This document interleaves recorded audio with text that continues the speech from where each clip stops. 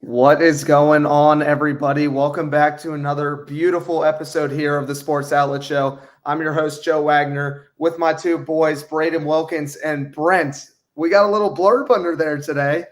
It's Maction, baby. Listen, I can't think of anything better than the Mac. We got mac and cheese, Mac Jones, Vontae Mac. Come on, baby. Give it to All the me. Max, You, all you, the lost, Max.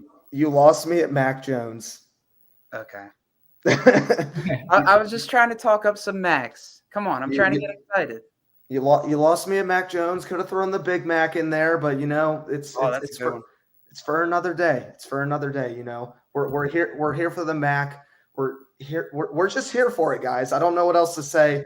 It's a great conference. It's a great conference. Brayden, how we doing? I'm feeling fantastic. I'm ready for some action. Brent got me hyped up. I'm ready to go.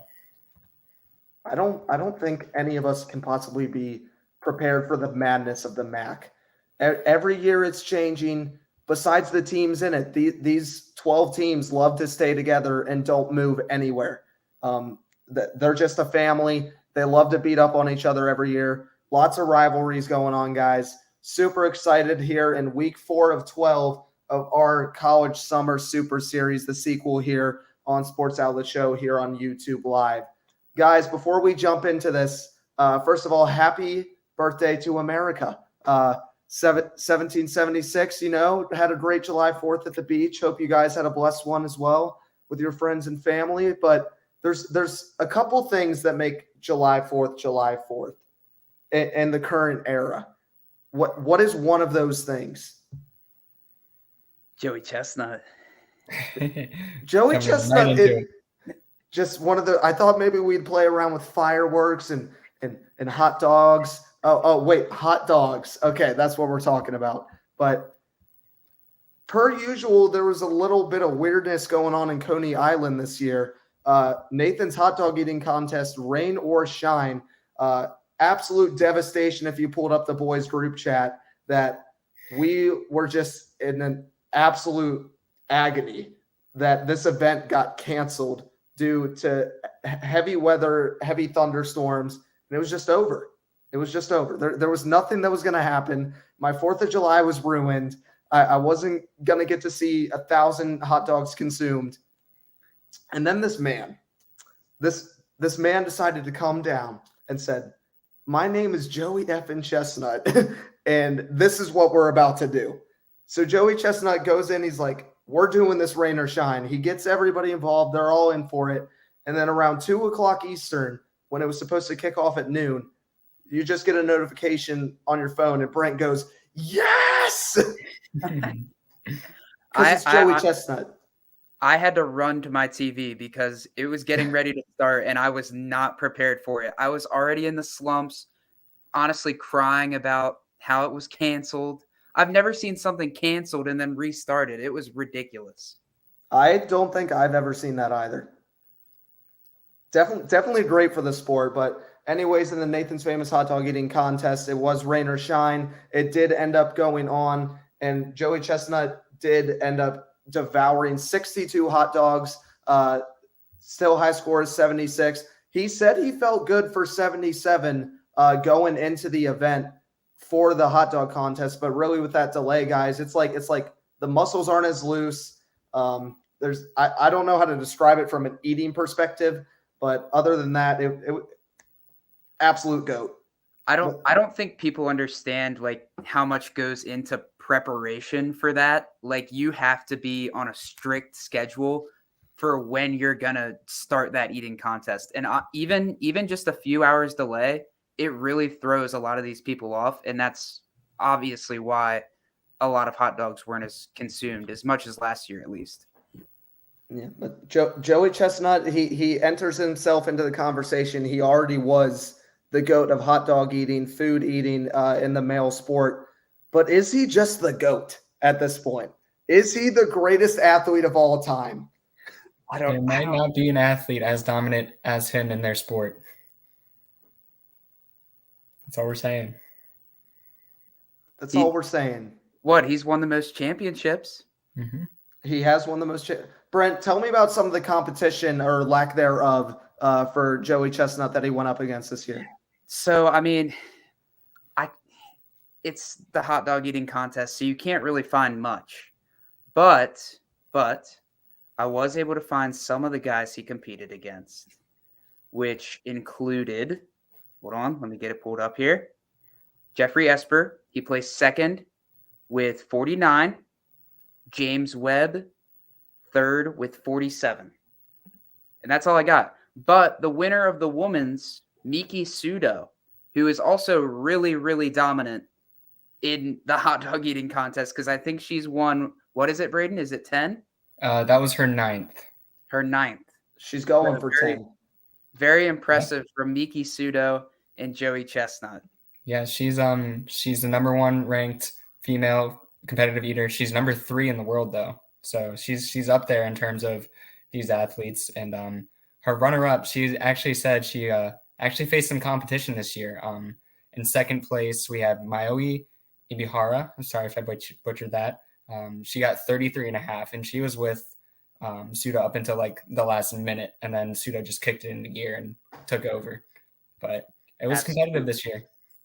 Yeah, but here's why Joey Chestnut's the GOAT. You mentioned it earlier. Let me just throw a few more facts in there. I mean, he has the eating record in, I think it's like 40 some different foods. Let me name a few of them for you. Hard-boiled eggs, 141 in 8 minutes. Asparagus, 12 pounds in 10 minutes. Pulled pork sandwiches, 45 in 10 minutes. Tacos from Taco Bell, 53 soft beef tacos in 10 minutes. Chicken wings, 182 in 30 minutes. Hamburgers, 103 in 8 minutes. I'm assuming those are smaller hamburgers because that's a lot. And then here's one more for you. 390 shrimp wontons in 8 minutes. That's only to name a few. There's a lot more. You pulled up asparagus, and I was like, "Oh, that sounds pretty easy. It can't be too bad." And then you came out with 12 pounds, and I was like, 12 pounds of asparagus. Imagine eating that. That's ridiculous. That's insane. Jeez. Didn't he do like a 12-hour eating competition with like chicken wings or something? Yeah, I remember hearing about that. And it was an absurd amount. I'll have to find that later on, but it was either 12 hours or 12 minutes. It was one or the other. It might have been a typo in somebody's article. But to wrap this segment up before we go into what you're all here for, on Wednesday, I think it was, so the day after the 4th of July, Joey Chestnut actually went onto the Pat McAfee show, and he says, and I quote, "I'm so bloated, I'm walking around Manhattan right now. Had an arugula salad, and I'm terrorizing some toilets around here. It's not pretty, but I got it done." What a legend. What would you expect after eating that many hot dogs? I mean, to be honest, I'd be on the toilet for days. It's a beautiful sport, as they say, Brent. It's a beautiful sport. Oh, yeah. Definitely watching for sure. If you haven't already, I would watch the 30 for 30 on competitive eating. Forgetting the host's name, but he's a terrific announcer. Definitely put that on your bucket list for you to watch if you got nothing going on this summer besides talking about the MAC. As great as an intro as I can give for this conference, the first team that's coming up is far from it. Brayden Wilkins, kick us off here. Oh yeah, I was so excited talking about hot dogs. I forgot I have to talk about the Akron Zips. Last year they went 2-10, 1-7 in the conference. Obviously, we're not good enough to make a bowl game. The last time they won the division, the Mid-American East, was back in 2017 under head coach Terry Bowden. They lost the conference championship game that year, 28-45 against Toledo. So they're not too far removed from some success, but last year definitely wasn't promising for them. Their head coach, Joe Moorhead, is going into his second year, so he's 2-10 overall with the Zips. He's a former Fordham and Mississippi State head coach, and his second year after a short stint in Oregon as an offensive coordinator. He is 54-35 all time. Their quarterback is DeMarcus G.J. Irons. He's a redshirt senior. Last year, he threw for 2,606 yards, 10 touchdowns, 7 picks on a 66.8% clip. He also had 314 rushing yards with 4 touchdowns. They also have Jeff Undercuffler Jr. He's a redshirt senior. Last year, he had 791 yards, 5 touchdowns, 5 picks on 120 attempts. My player to watch on offense is Alex Adams. He's a junior wide receiver. He's 6'1".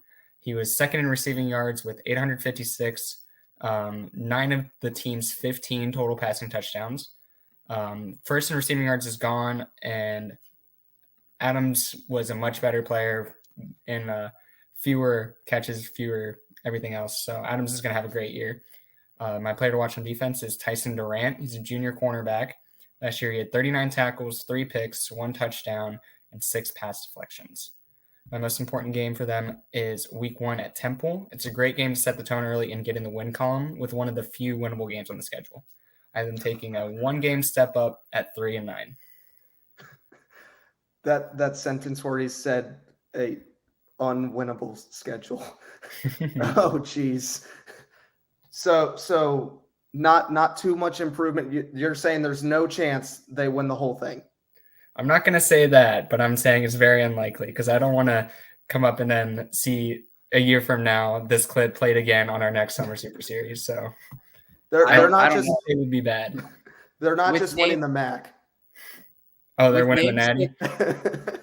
With names like DeMarcus Irons and Jeff Undercuffler, I mean, that's some tough names. I'm not. Yeah, that's pretty sick. I'm expecting big things. You might want to lower those expectations a little bit. That's all I'm going to say. Anyways, thanks, Brayden. We'll roll over to the best golf course in Virginia, the Bowling Green Falcons, 6-7, 5-3. Brent shakes his head. They got bought out. I know. I'm just here in Oklahoma. Doesn't affect me. Sorry. The Bowling Green Falcons went 6-7, 5-3 last season. We're third in the East. Actually, a pretty decent year for their undervalued, underrated squad they put together. They actually made a bowl game. They lost 19-24 to New Mexico State in the Quick Lane Bowl. So an unfortunate loss there for the Falcons. But capping off a 6-6 season, especially with 5 wins in the MAC, definitely improvement and something to build on. Last time they won the entire conference was in 2015. They actually won 34-14 against Powerhouse. We'll talk about them later, Northern Illinois. Little fact about this is Northern Illinois and Bowling Green played in 2013, 2014, and 2015. Bowling Green took 2 of those 3, winning in 13 and 15 while dropping the one in 14. I just thought that was pretty cool that it was back-to-back-to-back. It was a little Cleveland Cavs, Golden State Warriors action there in the MAC. Coming in his 5th season again is Scott Loeffer. He's 13-29 entering his 5th season. That is pretty brutal. Definitely something to keep an eye on for Bowling Green to possibly go another direction if they do not at least make a bowl game appearance. I think the bowl game appearance might have saved them this season. But other than that, they're really looking for improvement. Here's something I really want to watch, guys, with Bowling Green. It's actually their quarterback. He's a senior transfer who has never played in the MAC. He's only played in the Power 5. He spent his previous 3 years he spent last year with Indiana and his previous 3 years with Missouri. So he has SEC and Indiana talent under his belt already. That's something that can transition backwards, not forwards. As we were talking literally about the Sun Belt last week with Chris, is how people go from the Sun Belt to a Power 5 and there's problems. Well, now we're going from the greatest conference in football backing up with the Big Ten and the SEC to the MAC. So, and he did quite well with Indiana. He threw for 2,300 yards, 13 touchdowns to 10 picks, some improvement necessary there. But other than that, Connor Bazelak is looking to take the helm here for the Falcons. And he's got a lot of help here, excuse my pronunciation, with Odiu Hilaire. He's a senior wide receiver, 58 receptions, 747 yards, and 6 touchdowns. Those numbers are actually pretty decent, but they dropped off from 2021, where he went for 71, 918, and 9 in the back of the end zone. So potential's there. Small drop-off last year in his 22 stats, but in 23, he's looking to continue to push forward. One of my favorite players for Bowling Green, again, is going to be Darren Anders. He's a senior middle linebacker. He had 77 tackles, 39 of those were solo, 2 forced fumbles, and 4 pass deflections. And guys, get this again, those numbers less than 2021. He had 124 tackles and 3 sacks in his 2021 season. So again, potential's there. Potential is just thriving around this Bowling Green team. For me, their game to watch is Week 4 versus Ohio. Chance to take down the Kings of the East from last season. They definitely need a home opener win there in the MAC.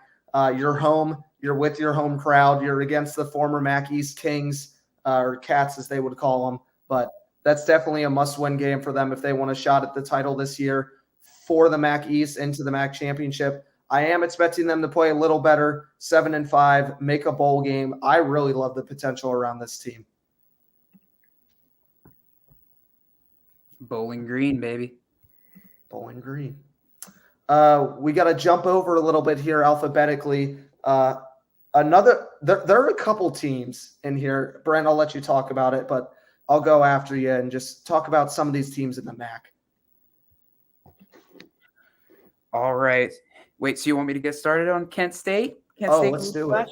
All right. So if I was making a ranking of team names, Golden Flashes would definitely be up there, probably top 5. I think it's a pretty good name. Last season, they had an overall record of 5-7, but ended up going 500 within the conference for a record of 4-4. The last time they won their division was 2021, where they took home the MAC East title. But unfortunately for Kent State fans, this team hasn't won a conference championship since 1972. In fact, they have been in the MAC since 1951 and only have 1 conference title to show for it. That is 71 years with only 1 title. So that's pretty rough for Kent State there. Their brand spanking new head coach as of this offseason is Kenny Burns, who is taking over for Sean Lewis, who was the head coach for Kent State since 2018. Sean Lewis was recruited by Deion Sanders to be the next offensive coordinator for Colorado. For Kenny Burns, this is his first stint as the head guy for a team. But before we get to the best players on this team, let me emphasize that there really aren't any. When Sean Lewis left for Colorado, he took just about every good player Kent State had with him. So almost none of the 2022 starters are returning. And with that being said, let's get into these guys. Their quarterback, sophomore Devin Cargman. Devin Cargman got limited snaps last year as a freshman and went for 348 yards, 3 touchdowns, and 3 picks. And if I may, this guy low-key looks like a pedophile. So if you have some time to look him up, do it or not.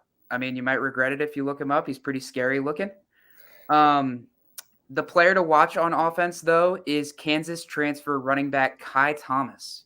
In his freshman year at Minnesota, Kai Thomas ran for over 800 yards with 6 scores, but wasn't used much with Kansas last year. The good thing for Kai, though, is that the quarterback situation is extremely rough. Kent State is going to rely heavily on Kai Thomas to carry the load this upcoming year.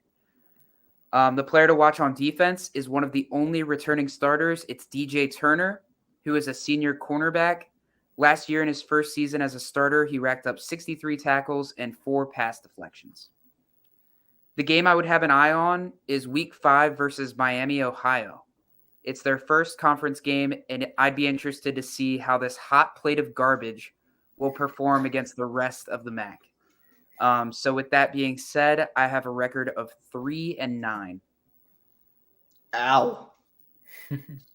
So the Golden Flashes are not gonna be golden or flashing. Yeah, remember that team? Remember that team you had, Joe, where you pulled up the depth chart and there wasn't like players listed for certain positions? Yes. That it's the same thing with Kent State right now. It's not looking good. That's not pretty. Yeah, it's not looking good.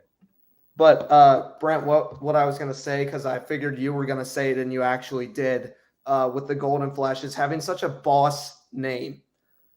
I just think we need to talk about the fact that Power 5 schools compared to not Power 5 schools, these non-Power 5 schools have some freaking awesome names compared to them. That's all I got to say. Absolutely. Definitely unique. I feel like We got- all the like standard team names are taken by the Power 5 schools who have been around for a while. And then these non-Power 5 schools get all the unique, really cool nicknames, which I like. It's better than having 56 Tigers. Yes, definitely. We're talking about the AAC next week, which is the last non-Power 5 conference, basically. So with the AAC involved, here's your guys' homework. With the AAC back through every single team we've done, make a top 15 list of team names, and we're gonna cross-reference them and see who's the best in college football. That's your homework assignment. Sounds There good. you go. So, sorry to assign homework, guys. I'm sorry. Now I feel like a jerk. Speaking of schools with pretty unique names, this is one. Brayden, hit me. Yeah, Brent, you mentioned that Miami, Ohio, the Redhawks were your game to watch for Kent State. I'm going to go and spoil it. Kent State is not my game to watch for them. We went 6-7 last year, 4-4 in the conference, so they were 500 all the way up until they lost in the Bahamas Bowl versus UAB 20-24. They last won the MAC East back in 2019, in which they won the conference championship game 26-21 versus Central Michigan. Their head coach is Chuck Martin. He's gone 45-59 over 10 years with the team. It's his 16th season overall with a record of 119-66. They got two quarterbacks to look after. One of them, Brett Gabbert, brother of Blaine Gabbert, last year threw for 816 yards, 4 touchdowns, 0 picks on a 64.3% clip with 1 rushing touchdown. And Avion Smith, he had 1,299 yards, 11 touchdowns, 5 picks, and 553 rushing yards with 6 touchdowns. My player to watch on offense is Nate Mersch. He's a junior wide receiver tight end. He's sort of like a Dalton Kincaid sort of guy. He's playing like slot receiver or tight end. Last year, he only had 93 yards on 9 catches with 1 touchdown, but he should see an increased target share with their number 1 target moving on. Miami of Ohio has potentially the best defense in the MAC and potentially one of the elite defenses in the country, and that's led by linebacker, redshirt junior, Matthew Solopek. He had 124 tackles last year, 9 tackles for loss, 3.5 sacks, 1 pass deflection, and 1 forced fumble. My game to watch is week 3 at Cincinnati. It could be a fun game with a way to set the trajectory of the season. If you win here, people are going to be looking at you. They'll be like, okay, that's an impressive win. I want to see how this team does the rest of the season. If they lose, you set realistic expectations. I have them going 6-6 yet again. Back-to-back 6-6ers. Yeah. Wow. 500. Looking at the Steelers. Wow. Hey, this is the NCAA. Let's calm down. Sorry. I'm just kidding. But no, another cool name in the Red Hawks. Miami OH. I just can never get behind that. It's just so. They play U Miami in week 1, which is a fun one too. That's not your game to watch? No, because they're going to get obliterated. No, they won't. You got to have some belief, Brayden. You just called them the best defense in the entire NCAA. I said potentially one of the premier defenses. Not the best. Better than Bama, better than Clemson, better than Georgia. Definitely better than Georgia. Grace agrees with me. She says Miami, Ohio is going to get obliterated here by Miami. Oh, no. Put her on the podcast. Let us talk to her. It's okay. All right. Speaking of NCAA, not NFL, make sure you got your glasses on for this one. We're talking about the Buffalo Bulls, not the Bills. We're talking about the Bulls right now. 7-6, 5-3. We're second in the East last season. They defeated Georgia Southern 23-21 in the Camilla Bowl. Great way for them to round out the season after starting 6-6. Again, 5 wins, very impressive there for Buffalo in the MAC. Excuse me. They last won the division, the East Division, in 2020, but they haven't won the conference since 2008, where they actually took down Ball State. 42-24. So we're going on 15 years here for the Bulls, who have an entity around the MAC to really just do better and play better. And that starts behind head coach coming into his third season, Maurice Linguist. He's 11-14, not exactly what they had expected rolling into the season here when he signed in 21. But other than that, they're looking bright here, guys, and here's why. First of all, junior quarterback Cole Snyder has thrown for 3,000 yards last season. He had 18 touchdowns throwing, 4 on the ground. He did have only 8 interceptions to his name. Cole Snyder's looking to take a leap here in his second year starting here with the Buffalo Bulls. I almost said the Bills. I'm not even going to lie. With that, Cole Snyder's numbers actually kind of dropped off in the back end of the season because he had to throw the ball so many times. He threw the ball 461 times in 13 games. 461 in 13 games. He was averaging at least 36 pass attempts in a division where running the ball is prevalent. That was mostly because star running back Ron Cook, he's a running back, he's a senior. He had 139 carries, 600 yards, 4 touchdowns. He only played in 10 games. He missed those final 3 games due to injury.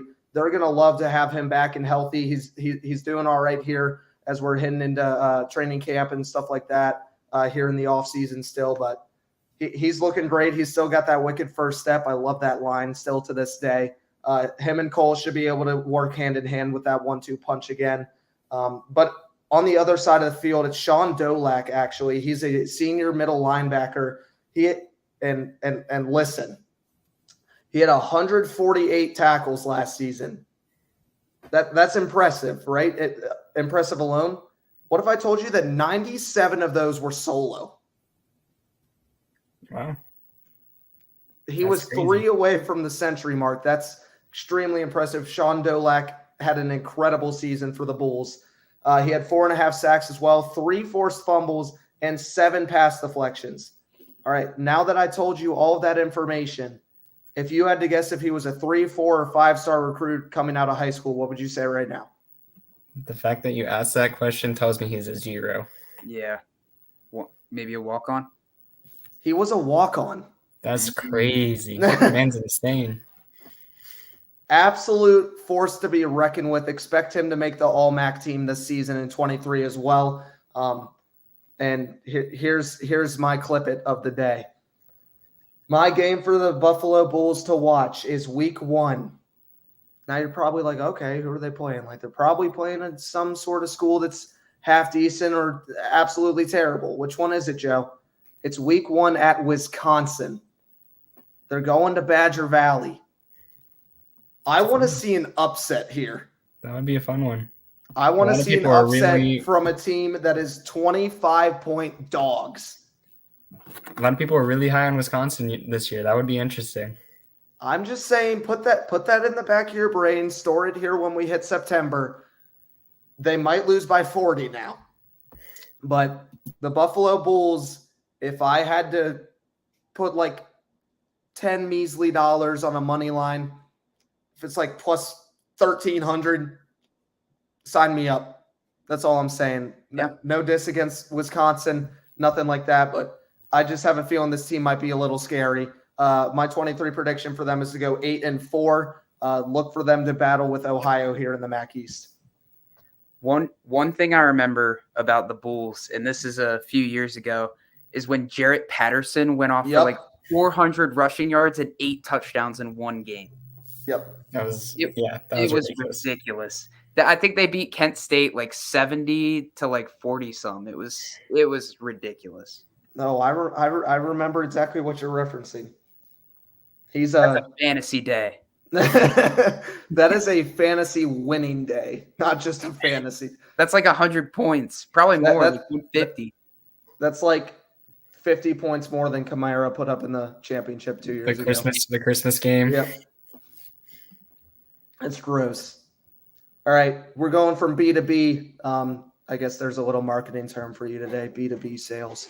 We're going to Ball State. All right, guys. Next up, I have the pleasure of talking about the Balls State Balls. Sorry. I had to. Chris isn't here. I thought we were going to get through it. The Ball State Cardinals went 5-7 last year with a conference record of 3-5. They last won the MAC in 2020 with a 38-28 win over Joe's Buffalo Bulls. Their head coach is Mike New, who is 33-48 and is entering his 8th season with the team. Their quarterback situation is a little different than last year. Former starting quarterback John Paddock transferred to Illinois, but I don't know if their situation got any worse. If anything, it might have actually gotten better. That's because Lane Hatcher, the former quarterback of Arkansas State and Texas State, transferred to the Cardinals. The senior signal caller has already accumulated over 10,000 passing yards and 84 touchdowns in 3 seasons. He only needs 1,500 more yards to pass greats like Deshaun Watson, Doug Flutie, Justin Herbert, and Peyton Manning on the all-time passing list. So this guy can play. Wait, how many yards? 1,500. So he should definitely get that if he stays healthy this year. That's when insane. I put Brent has some absurd stats, I didn't know it was that. Yes. Okay. The other player to watch on offense, though, is Marquez Cooper. I wonder where this guy came from. Oh, yeah, Kent State, because they lost all of their good players. Marquez Cooper ran for over 2,500 yards and 24 touchdowns over the last 2 seasons with the Golden Flashes. Now he jumps ship and joins the Balls of Indiana. The guy to watch on defense is senior inside linebacker Cole Pierce. Last year, Pierce had 85 tackles, 5 sacks, 5 passes deflected, and 1 pick. Their inside linebacking tandem with Cole Pierce and Clayton Cole is probably the best in the conference. I have their most important game as Week 5 at Western Michigan. Considering this team starts the season at Kentucky and at Georgia in their first 2 weeks, they will need a huge motivation boost at the start of their conference games. No better way of doing that than putting out a win in this one. With all that being said, I do think this team is good enough to make a bowl game this year. I have them at 7-5. I mean, when you talk about a quarterback with Peyton Manning in the regime, the 6 wins should be expected. I mean, those were, to be fair, those were against non-Power 5 schools. He was in non-Power 5 schools, but they're still now non-Power 5s. Yeah, it's still NCAA stats, and I mean, I think he's a really, really good quarterback and really underrated. Well, I'm excited to see it. Absolutely.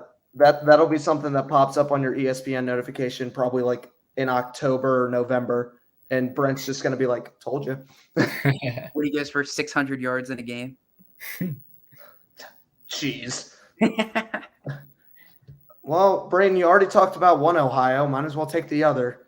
You mean the Bobcats, the better Ohio school in this division, in this conference. They went 10-4 last year, 7-1 in the MAC. They beat Wyoming in the Arizona Bowl 30-21, or 30-27, excuse me. They won the MAC East last year, as you can see on the screen. They lost to Toledo in the conference championship game, 7-17. They're led by head coach Tim Albin. He's going into his second year-ish. He's 13-3. He played a couple from 2019-2020. He was an associate head coach, so he's got a couple games under his belt. But now it's his second year as the sole leading head coach.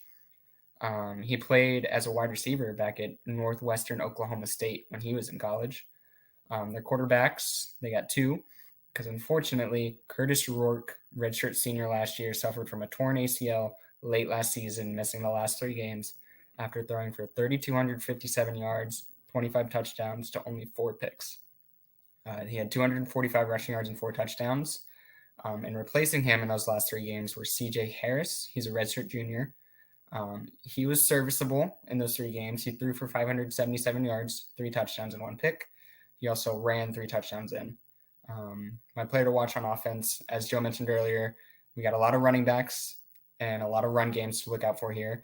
I'm going to butcher this name. I got C. Bangura. He's a redshirt sophomore running back. Last year, he ran for 278 rushing yards, 13 touchdowns on 27 receptions for 226 yards and 2 touchdowns through the air. Right now, he's listed as RB2 on the depth chart because their guy, O'Shawn Allison, missed all year last year, and he's been pretty solid at running back as well when he is healthy. My player to watch on defense is Torrey Cox Jr. He's a redshirt sophomore cornerback who had 52 tackles, 3 INTs, 3 tackles for loss, 6 PAX breakups, and 2 forced fumbles last year. You love to see the forced fumbles from your cornerbacks. It means they're punching the ball, they're getting after it after the catch. I got another fun game to look forward to. It's week 1 at San Diego State. San Diego State is coming off a bit of a down year, and it would be an amazing chance to start the season off high with a win here against a Power 5 hopeful school and show people that you mean business. I have them having another really solid season, winning 9 games and losing 3. 9-3 for the Ohio Bobcats? Mm-hmm. All right, Brayden, you talked about Ohio. You talked about Miami, Ohio. Which one's taking down Ohio State this year? In the Natty, I guess Ohio, because they don't play each other. He said in the Natty. Wow. Okay. Without their starting Q. Maybe in the playoffs. Maybe in a bowl game. We'll see. But that's true. He could come back at the end of the year. Yeah. Jeez. All right. I'll talk here about one of the 3 Michigans that we're going to talk about today. And should I make the classic dad joke, guys? Should I do it? Do it. So we're talking about 3 Michigan teams. No, it's not Michigan State, and it's not Michigan. It's dumb, dumber, and dumbest. Here we go. First, we're talking about the Central Michigan Chippewas. Another person could be on your top 15 list there, guys. Chippewas, big name there, big name. Anyways, 4-8, 3-5, 5th in the West. Not great for them last season. Which one of you can name a singular player that's an alumni on this team? I feel like I should. Wait, I should be able to. Was that where Antonio Brown went? Yes, good job. There you I go. was just making sure we're good to go now. Anyways, Central Michigan, let's jump right in here, guys. Obviously, at 4-8, an atrocious record, you're not making a bowl game. They won the conference in 2009 with a 20-10 win over Brayden's Ohio Bobcats. Terrible. And they actually won 3 of 4 years there from 06 to 09. I wonder who was on the team then. And their only non-appearance was in 08, actually, for those 3 of 4 years. That 3 of the 4 years, that the Chippewas actually took home the MAC ship. So that's actually cool wording. Going into their 5th season is going to be head coach Jim McElwain. He's 24-21, which actually is a pretty decent record heading into his 5th year. He also had stints at the University of Colorado and the University of Florida. So he's kind of got a diverse background there, head coaching. They have a quarterback battle going on, guys, and it is not pretty at all. Jace Bauer, he's a redshirt sophomore. Last season, he saw a little bit of action there at the end here in the MAC. He threw for 435 yards, threw 1 touchdown, and threw 5 interceptions. So Nathan Jr., he's a redshirt freshman. So didn't really play too much last season. He threw 8 passes, completed 4 of them. That's 50%. And threw for 54 yards. That's all he really had there with the Chippewas. It's not exactly what you want to see going in, but again, CJ Stroud was throwing these numbers when he was a redshirt freshman too. So food for thought on there for you. Coming back in is Jalen McGoffey. He's a junior wide receiver. They lost their top 2 wide receiver threats this past season. He's the 3rd stringer coming in. He's the guy on top now. 20 receptions, 313 yards, 2 touchdowns. This is actually his 2nd season with the Chippewas. He previously spent 21 and 20 the COVID year with Ball State. So people that love the MAC stay in the MAC. Brent. Balls, baby, balls. Maddie, come get your man. Coming into the I can't speak after that, Brent. Coming into the flip side of things is Dante Kent. He's a junior corner, first team All-MAC in 2022, rightfully so. He had 51 tackles, 39 of those were solo. He had a sack, he had a forced fumble. He's looking to lead the defense here at the brink of whatever the heck is going on in Central Michigan. I mean, losing your top two wide receivers, having a QB battle between a redshirt sophomore and a redshirt freshman, it's not ideal. I don't see too much going on here for Central Michigan this year. I think with their weak schedule here, honestly, especially their first couple games and maybe a win or two here in the West, they can move up to 5-7, but I really don't see any way they make a bowl game.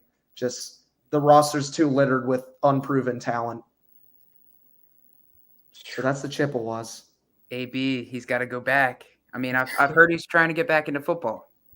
Yeah. I mean, what league is he playing? He owns a team, right? And he also I think he got his ownership taken away from him in that team because he didn't pay his coaches, right? Yeah. Wasn't he trying to pay like an organization to let him play in like the USFL or AAF or XFL for like one game? Something. Yeah. No, he wanted to play for his own team for one game. He sent out a bunch of promotions saying, I'm going to be playing for my team this game, and then he didn't play. That's such Cam Newton-y of the pro day. Cam Newton's like, I'm throwing at the Auburn pro day. He's like, damn it, I'll do it myself. As one would say, I'm back. Anyways, that's all I got for the Chippewas. Brent, take me to space. Oh, boy. I get the pleasure of talking about Toledo, the Goats. They went 9-5 last year with a 5-3 conference record, and that was good enough to be co-MAC champions with the Ohio University. Their bowl game. Nice. See what I did there? Yeah. Their bowl game was also a success as they beat Liberty 21-19 in the roofclaim.com Boca Raton Bowl. They're led by 8th-year head coach Jason Candle. Candle has stacked up an impressive record of 54-32 since taking the reins. At quarterback is 5th-year senior Daquan Finn. Finn had 2,260 yards, 23 touchdowns, and 12 interceptions last year, and an additional 631 yards and 9 touchdowns on the ground. Those stats are pretty good compared to other quarterbacks in this conference, but people believe Finn can take his game to another level. If Finn can be a little more careful with the ball, this offense could soar. Speaking of the offense, the key player on that offense, how about some offensive line love? It's offensive tackle Nick Rosie. The key cog in the Rockets' offensive line. Last year, he was All-MAC and will look to build off a year where he helped bolster the second highest scoring offense in the conference. The defense, on the other hand, might hold the best overall position group in the conference, and that's their secondary. It's not unreasonable to think that all 4 of their starters could be All-MAC this upcoming year. Quinyon Mitchell, Maxion Hook, Nate Bauer, and Zachary Ford are all absolute ball hogs. But the best of that group is Quinyon Mitchell. Last season, he had 42 tackles, 5 picks, including 2 pick sixes, and 19 passes deflected. This guy profiles as an NFL caliber corner. He will make it to the NFL if he builds off of that season. I have their most important game as Week 8 at Miami, Ohio. Miami might be the only team with the talent and the potential to snatch the conference back from Toledo. Also, these teams, oddly enough, haven't played since 2011, despite being conference foes. So it should be an interesting game. I have the Rockets going 11-1, with their only loss being Week 1 against Illinois. I think they're going to be really good. And one fun fact about Toledo, they haven't had a losing season in 14 years. 14. Well, I guess that's changing this year. Absolutely not, because this team is the best in the conference by far, and I expect them to get a championship. Wow. NCAA championship. Okay. I was I knew it making was sure coming. Oh, the MAC. Oh, the MAC. Brayden, you want to take us to our second Michigan? Yeah, Eastern Michigan. I think the best of the three. They're the Eagles. They went 9-4 last year, How 5-3 dare in the you. conference, and they beat San Jose State 41-27 in everybody's favorite, famous Idaho Potato Bowl. Eastern Michigan has not won the West Division since the conference championship game was established back in 1997. Last year was a great promising step forward, though. They won the MAC conference last in 1987. They're led by head coach Chris Creighton. It's his 10th season with the Eagles. He's gone 46-61. It's his 28th year overall. He's gone 185 and 197 throughout his career. Their quarterback, Tyler Powell, is gone, leaving the reins to redshirt sophomore Austin Smith, who last year threw for 774 yards, 6 touchdowns. He also ran for 255 and 2 touchdowns. I got 2 players to watch on offense. Well, one's offense, one's special teams. So we got Samson Evans. He's a graduate running back. Last year he had 1,166 yards and 15 touchdowns. We also got some kicker love with Jesus Gomez. Last year he was perfect, 47 for 47 in extra points. He went 14 for 17 on all field goal attempts, and he had 2 for 3 from 50 plus, his long being 55 yards, which is great. It's very, very solid for a kicker. In college, I mean. Their defensive player to watch is Chase Kiln. He's a redshirt senior. He's a linebacker. Last year he had 91 tackles. Not solo like the other guy that Joe was talking about earlier. But he had 2 tackles for loss and 3 pass deflections. And they lose Jose Ramirez, who last season had 19 and a half tackles for loss and 12 sacks. He's trying his hand at the NFL. That's a big loss. That's a lot of taking down the quarterback that you're going to miss. My most important game to watch for them is week 11 at Toledo. They're coming off a bye week. They need to take out the reigning champs to finally get a shot at the conference. I have them losing that game and going 10-2 to miss out. Gotta stick by your guns. I know. I had them at 10-2. That's what I got. So, but if this game was won, they'd be at 11-1, and Toledo would be at 10-2. Brent, do you care to comment on that? Toledo is the best in this. Besides Ball State. And we're gonna move on. All right. This is an interesting year for a very interesting team. The Northern Illinois Huskies. I had the honor of talking about them last year. I also had the honor of 2014 of starting my career in NCAA 2014 football, the game, with the Northern Illinois Huskies. So this one's hitting home for me, guys. They went 3-9, 2-6 last season. Obviously not good enough to make a bowl game, which is actually somewhat rather rare here for Northern Illinois. When you talk about the MAC, to talk smack, you got to back it up. So to talk smack in the MAC, you got to back it up, that sort of thing. Northern Illinois has been allowed to do that for years on years on years. This is why. They have a conference high 5 championships in the MAC. They have a conference high 9 appearances in the MAC. They're 5-4. They last won in 2021 with a 41-23 win over Kent State. This team just wins every single year, or they're there every single year. And then they poop down a 3-9. They lay down and die. They bring in 5th season head coach 17-27 Thomas Hammock, who's obviously just laying in a hammock and not doing anything with this football organization that has been an absolute powerhouse in the MAC for 70 years. I'm a little agitated, guys. It's hitting home to me. Adding to that agitation, they have the greatest name of a quarterback who only played 4 games last season because he had an undisclosed leg injury for 12 weeks. Anyways, this dude's the GOAT. Love his name. His name is Rocky Lombardi. You might remember the name from last year. I do. The The greatest boxer of all time combined with a football trophy name. It's a great mix. It hits so hard every time. There's no reason this guy doesn't win the entire thing this year. He went 50-75 with 645 yards, 5 touchdowns, and a pick in the 4 games he did play.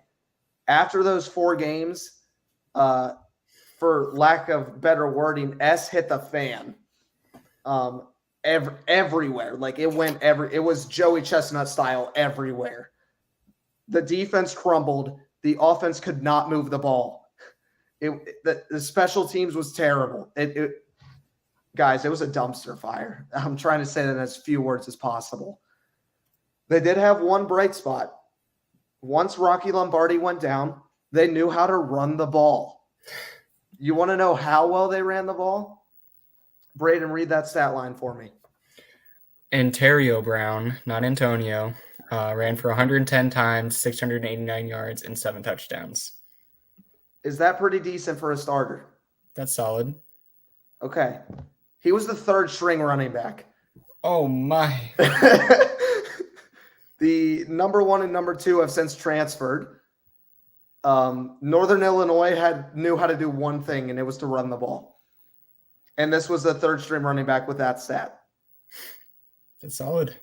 That's pretty solid. Now add this guy, add Rocky Lombardi, and add returning defensive tackle Devontae O'Malley. He's a junior who had 35 tackles and 5 sacks with a forced fumble, who's the top returning tackler and is honestly just a beast on the defensive line. Add these 3 together. Their most important game is week 5. It's week 5 at Toledo. Brent, it's at Toledo. It's their first game in the MAC. It's time to see where they stand up against the MAC best from going 3-9. That's going to be a game to highlight and watch because if Rocky Lombardi's playing, he might give them a couple issues. Mm-hmm. Brent and I are going to live stream this game. All I'm saying is come back in 20 years when Ontario Brown and Rocky Lombardi win 10 Super Bowls with the Patriots. That's all I'm saying. It would be Bill Belichick, guys. He would be 100, and then he'd retire after their 10 Super Bowl together. It'll be Bill Belichick Jr. at the time. Steve Belichick. Steve, yeah, he's on the coaching staff. Get him out there. No, it would be Steve's child.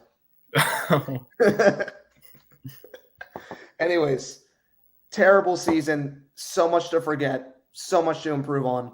Northern Illinois is going 9-3. Okay. Quarterback's back.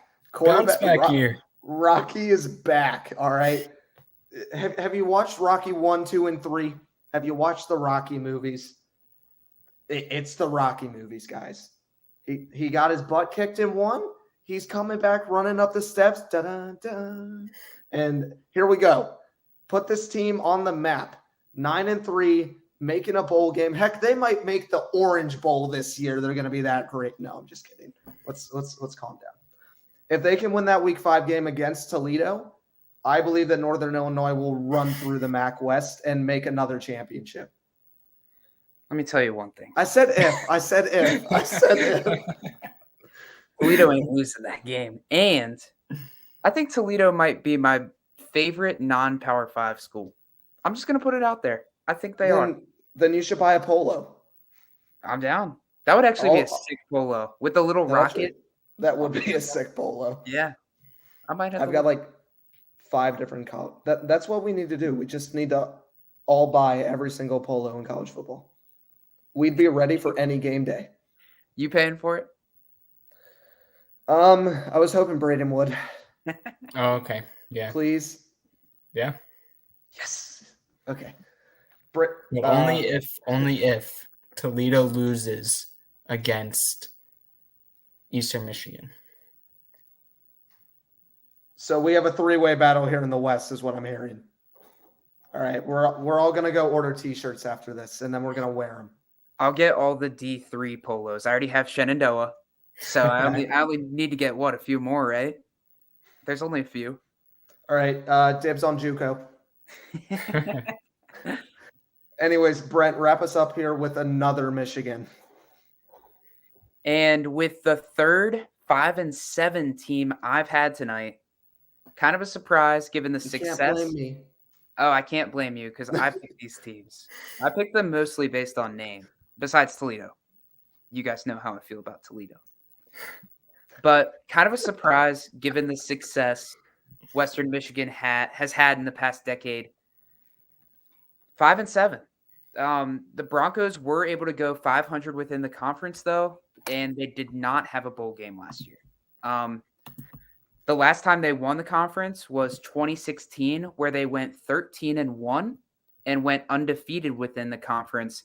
And I'll tell you what, Corey Davis was spectacular that year.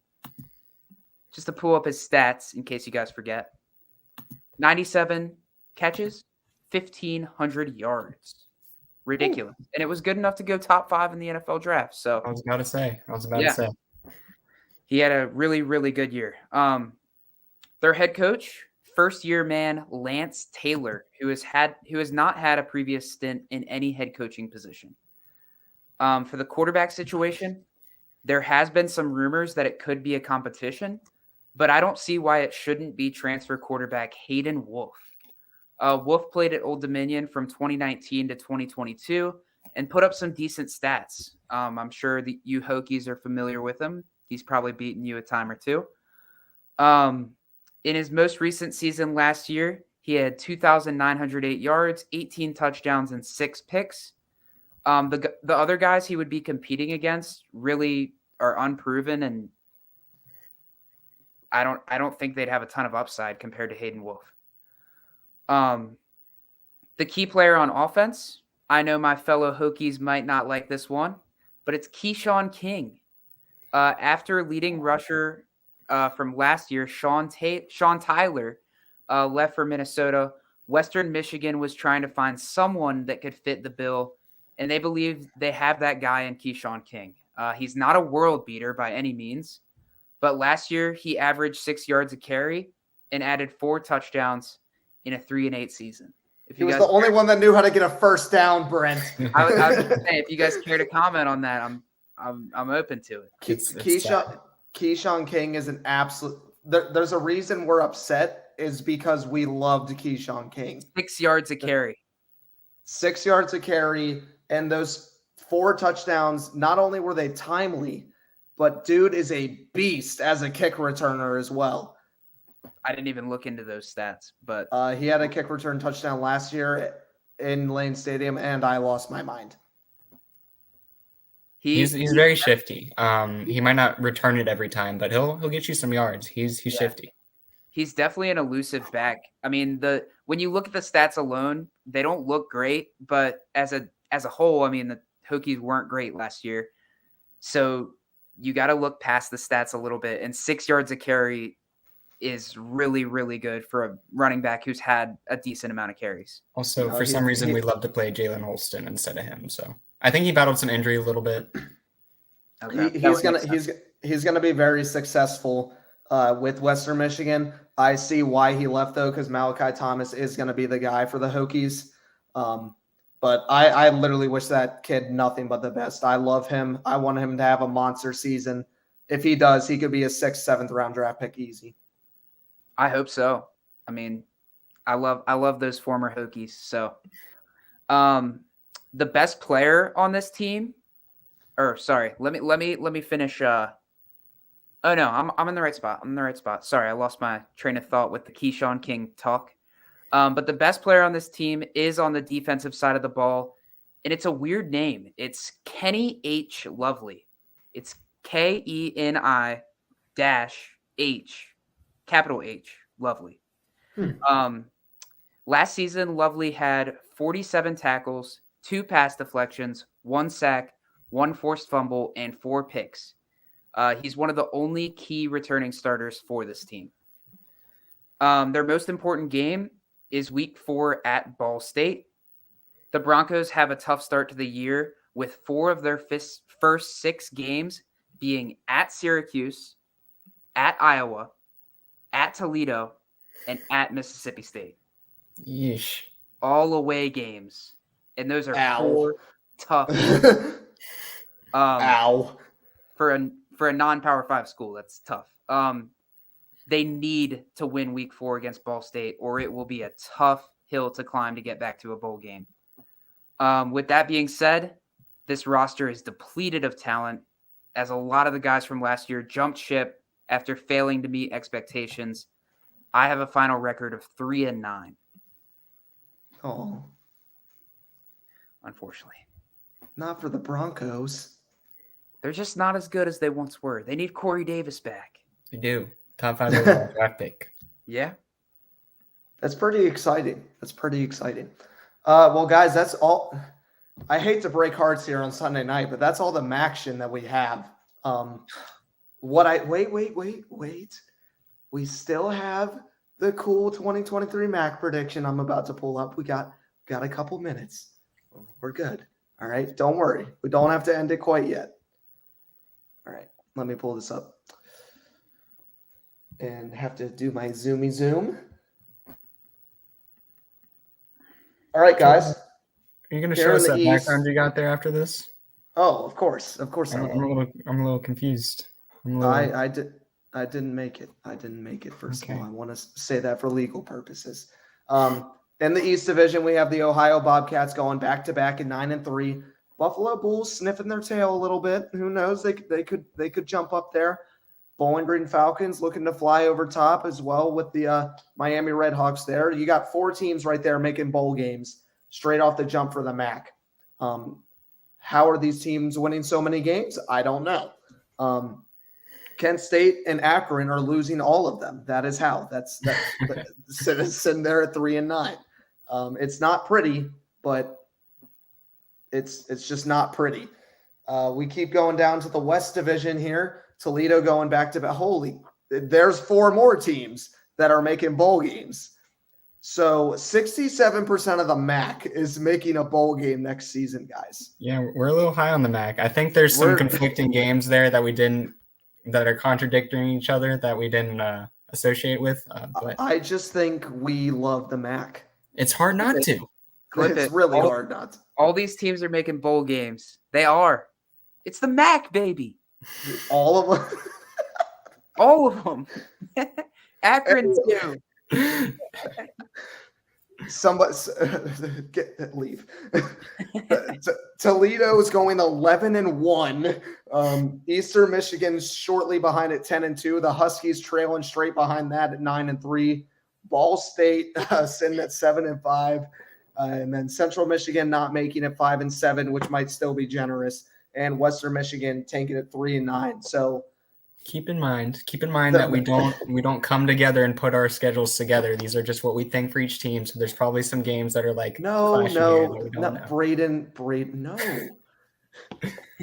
no. Let us dream, Brayden.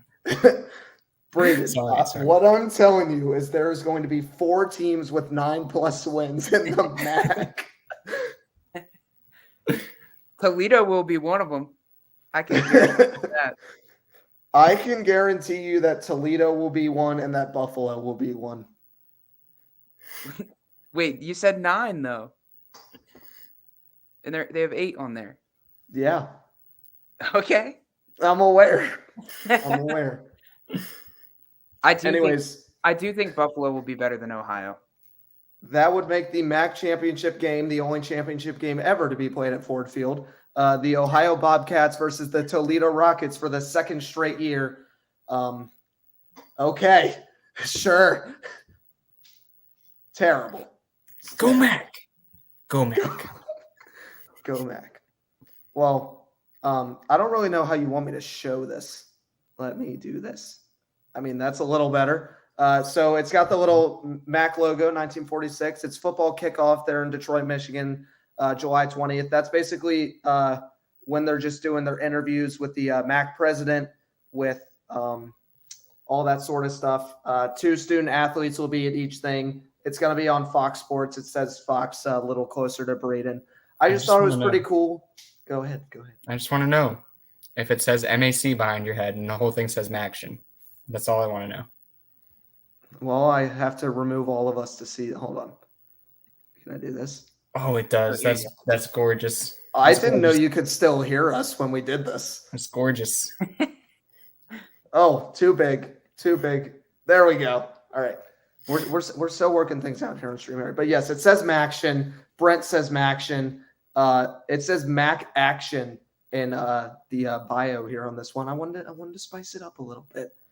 Other than that, that's the Mac and cheese, Big Mac, not Mac Jones. My name's Joe Wagner here with the Sports Outlet Show alongside Brent Allegra and Brayden Wilkins as always. You guys got anything you want to say before we hit the American Athletic Conference next week? I actually do. I just want to say we've been talking a lot of garbage about the MAC, a lot of fun and jokes, but it is one of the only conferences that plays on Tuesdays and Wednesdays. So we love the action. If you're looking for a little Tuesday night, Wednesday night football mid-November, you know where to go. It's the MAC. I might get kicked off for saying this. We love the MAC. But next week, we're starting to get into some real football here. Hey. Whoa. All right. Brayden. Take him out. Yeah. Anyways, take a look out next week. Oh, we have a question, actually.